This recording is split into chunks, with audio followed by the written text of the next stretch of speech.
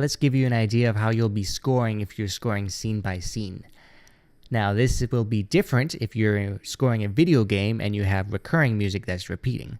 But if you're doing a scene by scene, such as the trailer like I have here, this is the example that I was doing earlier, you will actually be wanting to map it out specifically by the event that's occurring on the video. So, first of all, whichever digital audio workstation you're doing, it doesn't have to be FL Studio.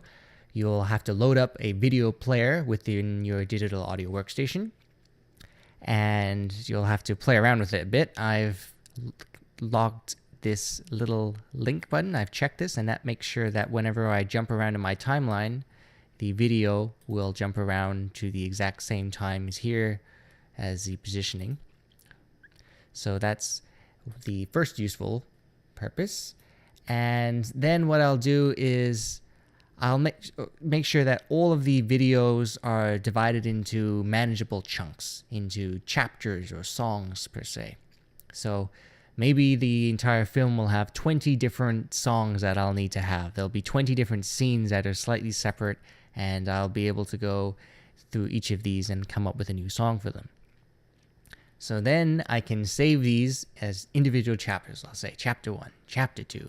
And I'll actually name my chapters by the time point. So I might say my chapter 1 is from 0 to 2 minutes 21 seconds, and the event is something. So that way I have some reference point.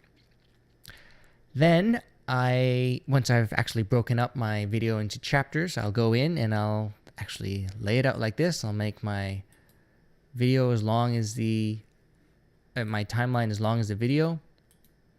And then I'll actually go in and I'll take a look at the video piece by piece and say, okay, at this point in the video, something happens. I'll make a little note of that. And I've made this little note by selecting in FL Studio, Control T, and I can give it a name.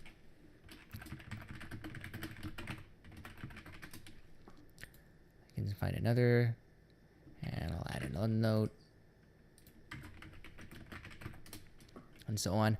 And this is useful because when I'm coming up with more melodies and I have something going on, I'm going to need to jump back and forth.